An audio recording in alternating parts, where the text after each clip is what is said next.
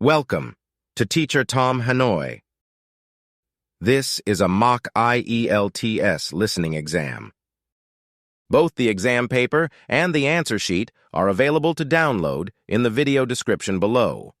You will hear a number of different recordings, and you will have to answer questions on what you hear. There will be time for you to read the instructions and questions, and you will have a chance to check your work. All the recordings will be played once only. I repeat, all the recordings will be played once only. The test is in 4 parts. At the end of the test, you will be given 10 minutes to transfer your answers to the answer sheet. Good luck. Now turn to Part 1. Part 1. You will hear a conversation between 2 people, a man and a woman. They are discussing the loss of a bag on an airplane. First, you have some time to look at questions 1 to 5.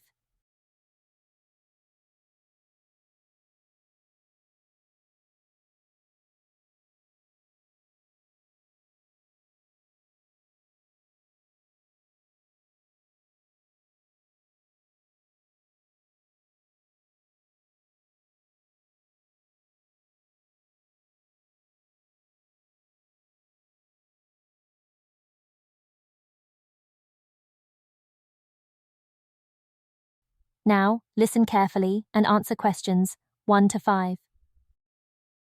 Pan Asian Airways, John speaking. Can I help you? Yes, please. I left something on one of your planes last night. I got this number from the operator. Is this the right number to call? Yes, madam. This is the right number. I just need you to tell me your name to start with, so I can fill out a lost property form. Kirsty Allen. That's Kirstyanlen. Right, I've got that. Now, what happened last night? Well, I was on a flight last night from New York to London that landed at 12:30 a.m. We were delayed a while in New York, so that when we eventually landed, I was so tired that I accidentally left my handbag on the plane. Did you report this to anyone last night? No, I'm afraid not. I didn't notice until I got home, and then it was really too late to phone. Very well, madam. Let me take a few details for this form, and I'll see what I can do. OK, so the name is Kirsty Allen. And what's the address, please? 48 Wyndham Road, Richmond. The postcode? R16GH7. Good, I've got that. Now, your telephone number? Well, my home number is 020-8927-7651. And my mobile is 07754-897-432. I'm sorry, I didn't catch the second one. What was the mobile again? 07754-897-432. Thanks. Now, do you know the flight number of the plane you were on last night? Oh yes, hang on a second. I've got my boarding pass stub right here. The flight number was PA356. No, I'm sorry, PA365. That's it, 365. And does the boarding card stub say what seats you had? Oh yes, it was E6. And you said that it was New York to London Heathrow. Is that right? Yes, that's right. Before you hear the rest of the conversation, you have some time to look at questions 6 to 10.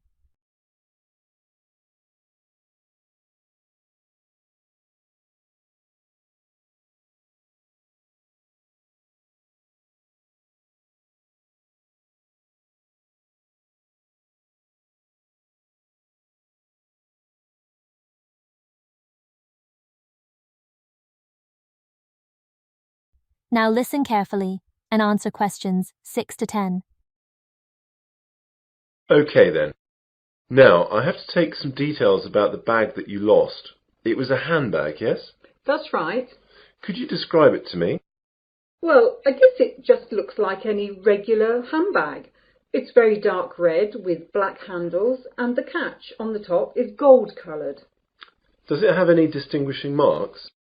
Not really. It's quite new, you see, so I haven't scratched it or anything. It's got a brand name, but that's just inside the bag when you open it, under the catch. OK. Now, can you tell me what was inside the bag? Quite a few things, actually. Not my passport, of course, or I would never have got out of the airport. My purse is inside, and that's got about $200 and about £70 cash. There is also my credit card and some membership cards. Good. I'll just write that down. Anything else in the bag? A small paperback that I was reading, some makeup, my work keys, but not my house keys, thank God, and a couple of pens. Have you informed the police about the loss of the card? Yes, and I've also cancelled the card with the credit company. Right. Now what I'll do is to contact the lost property, which is where your bag will have gone if it was found. I'll give you a call back within an hour and tell you what the situation is. If you haven't had a call within an hour and a half, call back this number and ask for me. My name is John, OK? Yes, that's great, John. I'll speak to you later. Goodbye. Goodbye. That is the end of Part 1. You now have 30 seconds to review your answers to Part 1.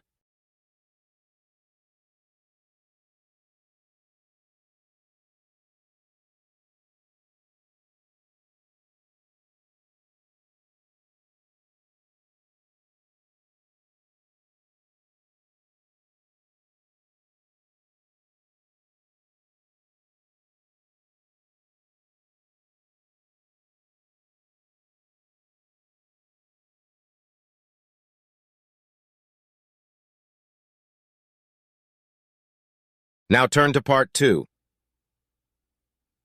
Part 2. You will hear a man giving a welcome speech to new students at the University of Wesley. First, you have some time to look at questions 11 to 14.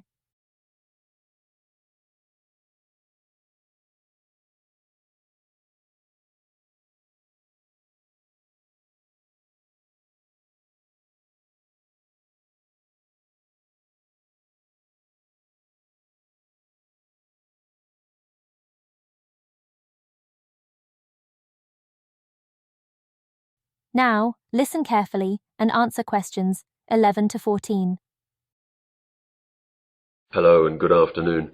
My name is John Walker and I'd like to welcome you new students to the University of Wesley.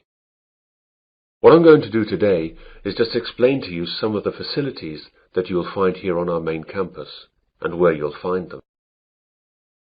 If you look at the map on the overhead projector, let me talk you through some of the locations before describing some of them in more detail.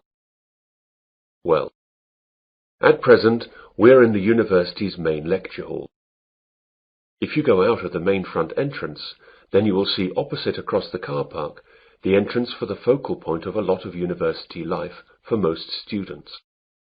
This is, of course, the Students' Union.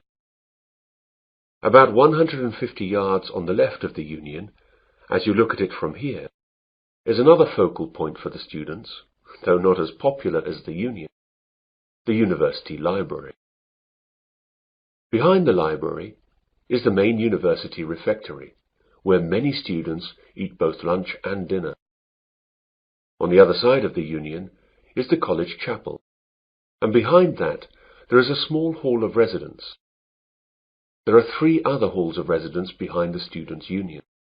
Behind the hall that we're in now is the sports hall and grounds, and either side of us are academic departments with lecturers' offices, lecture halls, and various labs. You'll find it all a bit confusing at first, but you'll get to know your way around fairly quickly.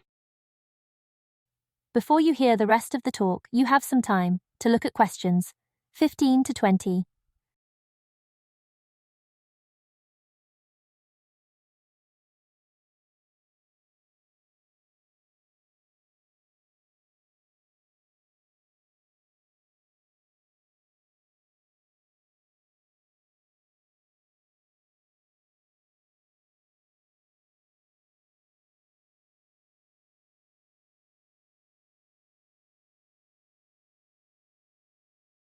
Now listen carefully and answer questions 15 to 20.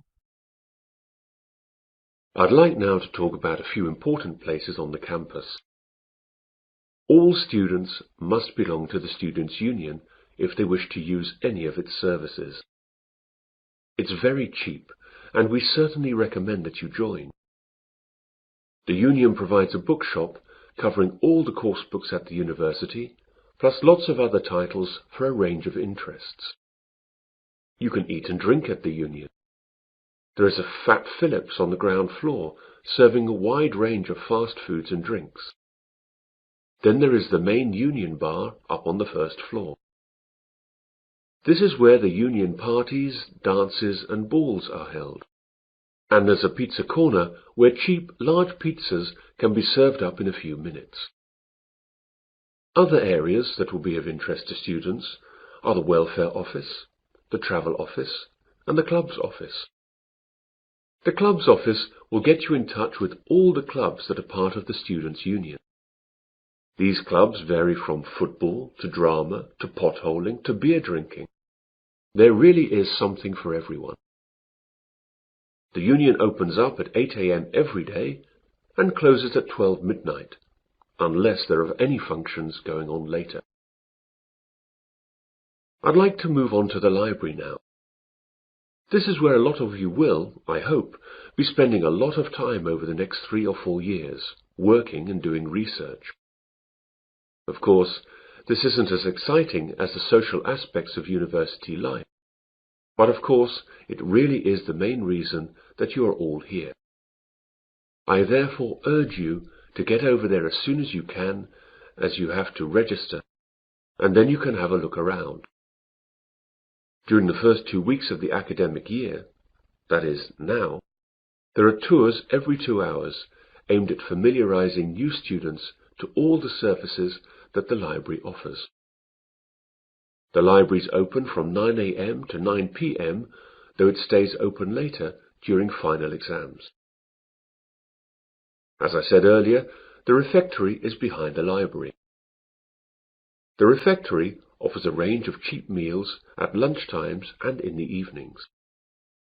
It's open from 12 noon to 3 p.m. for lunch, and from 6 p.m. to 8:30 p.m. for dinner. They try to offer a variety of food, from favourites to healthy options to ethnic foods, and there's always a choice for vegetarians and vegans.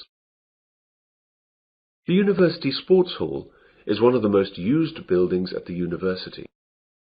To use the hall or the grounds, you must be a member of the Athletic Union, which is part of the Students' Union.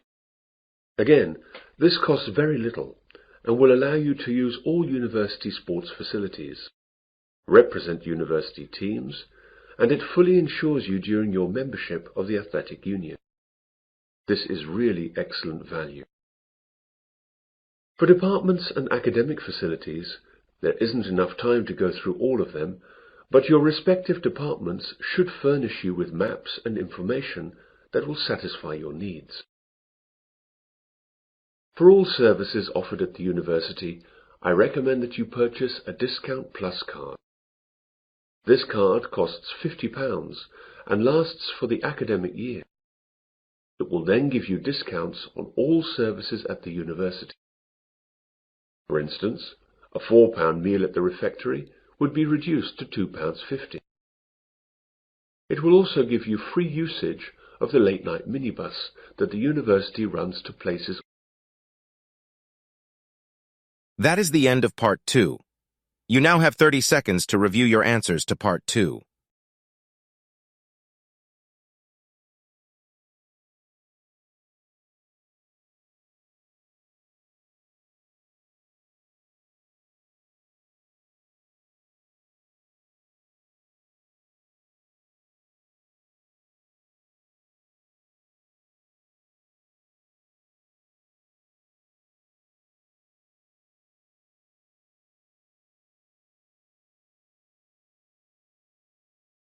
Now turn to Part 3. Part 3. You will hear 2 students, John and Jane, discussing the new term at university. First, you have some time to look at questions, 21 to 25.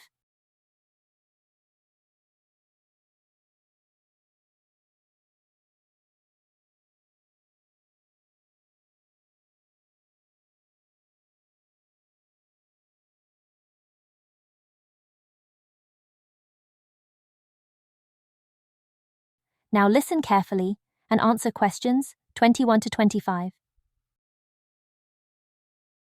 Hey John, I didn't know you were here at university yet. When did you get here? Oh, just yesterday, Thursday. I've got some stuff to get sorted out for the start of my second year, as I've just got some new subjects. Today I've got to sort out my timetable.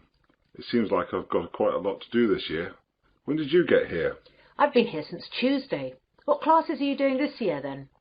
Well, I'm continuing economics, of course, as that's my major, but I'm taking an extra maths class and I'm dropping Spanish so I can take up French. What about you? My major's the same as yours, of course, but I'm going to continue the same classes as last year as I like them so much. They're history and music. What's your Monday timetable like? Well, at 9, it looks like I've got French for 3 hours. That's going to be a tough start to the week. Yeah, I can't imagine it worse. I've got history for 3 hours, which will kill me. The good thing for me is that I've got a free in the afternoon, which will relax me after that morning. No such luck for me, though. I've got that extra maths class starting then, so I'll be hard at work all day on Mondays. Yeah, I don't envy you that. Still, the extra maths will really help your economics in the long run. I know, that's why I'm taking it this year. Last year I really struggled with all the maths that I didn't understand in the economics, but hopefully this year that will all change. What about sport? What have you chosen to do on Wednesday sports afternoons? Are you sticking with rowing?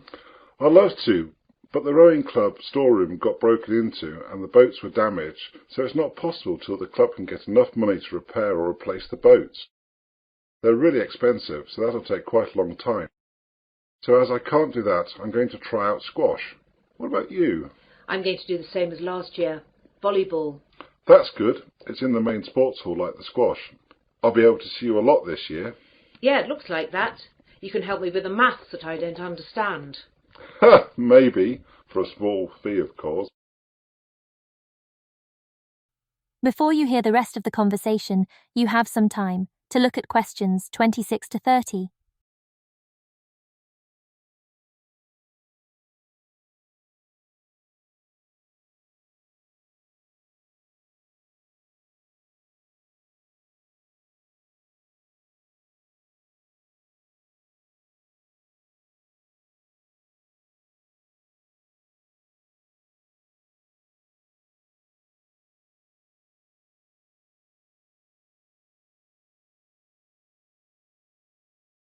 Now, listen carefully and answer questions 26 to 30.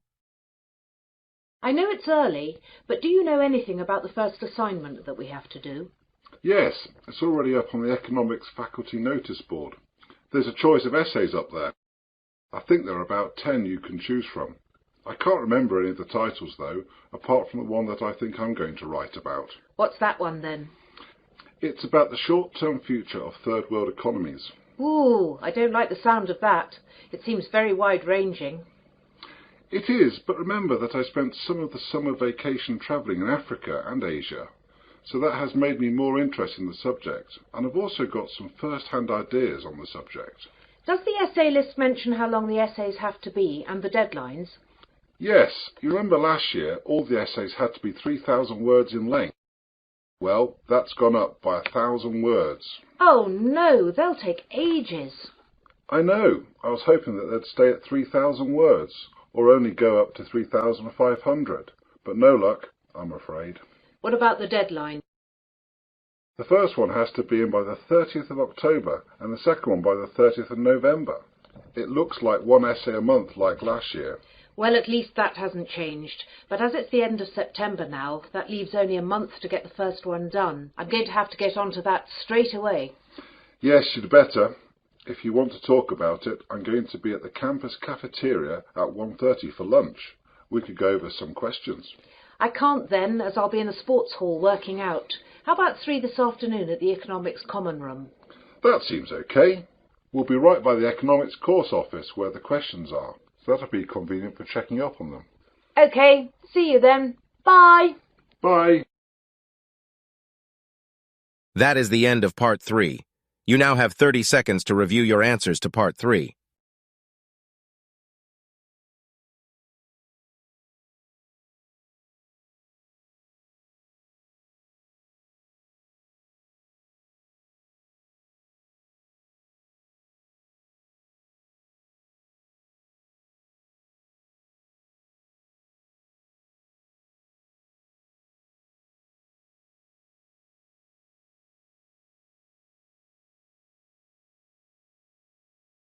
Now turn to Part 4.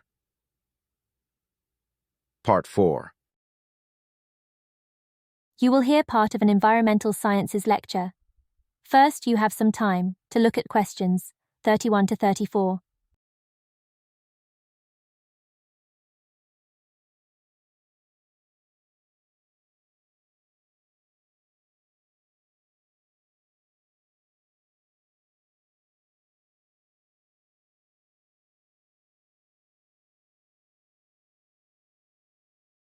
Now, listen carefully and answer questions 31 to 34.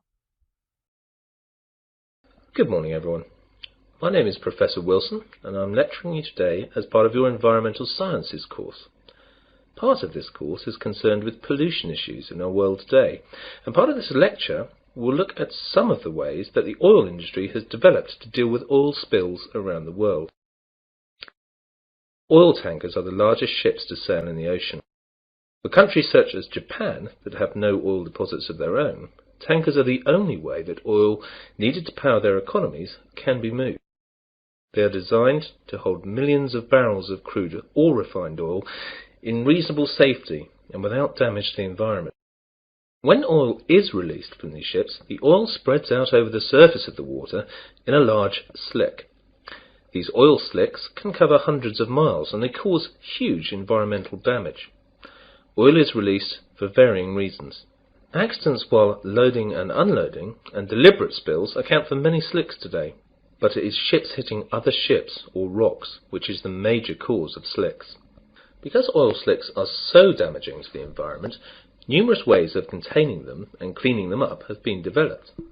In previous years, slick cleaners would sometimes try to set fire to the slicks and burn them off, but that is rarely done nowadays because, surprisingly, nearly all oil slicks consist of compounds that aren't flammable. Combustibility comes after refining. Before you hear the rest of the lecture, you have some time to look at questions 35 to 40.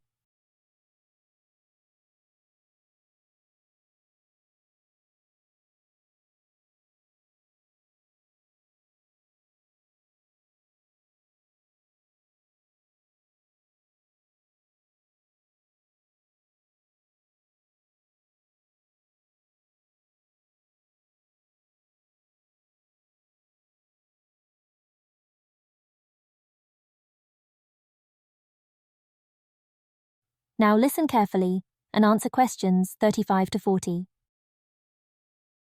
The 4 ways of cleaning up oil spills that we'll look at today are as follows: the containment boom, chemical detergents, the sponge, bacteria. The containment boom is the most common method of cleaning up after an oil spill. Barriers are erected in the water and the oil is then sucked up. Basically, a containment boom is just a large float that surrounds and contains the slick. This method is cheap and straightforward, however only functions in very calm seas. Another method to clean slicks is to spray detergent solution from airplanes or boats directly onto the spill. Depending on the detergent, 2 things can happen.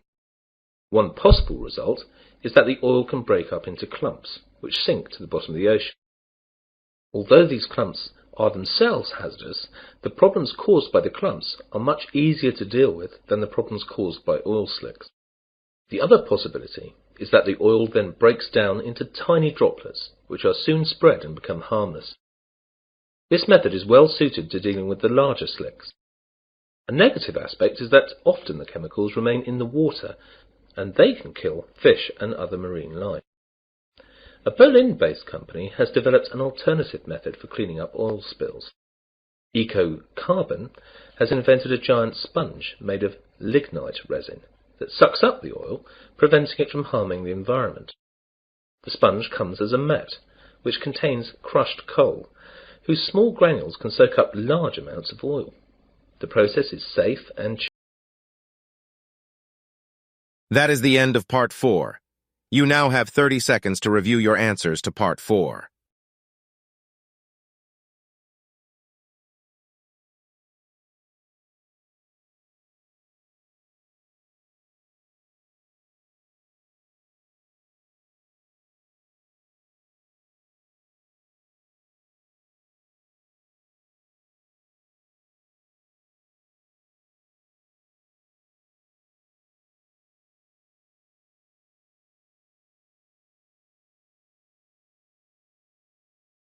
That is the end of the mock IELTS listening exam.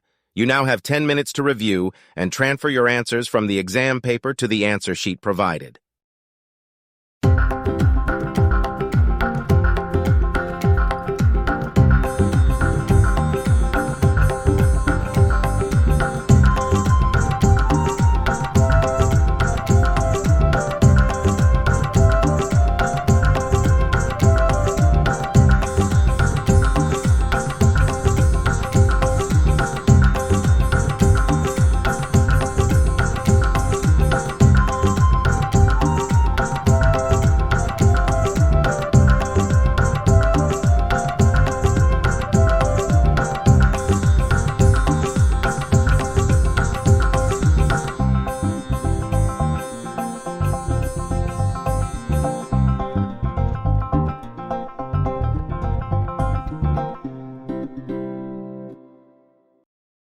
Thank you for your attention. Let us know in the comments what score you got. Also, please like and subscribe for more mock IELTS exams. Thank you, and see you in the next video.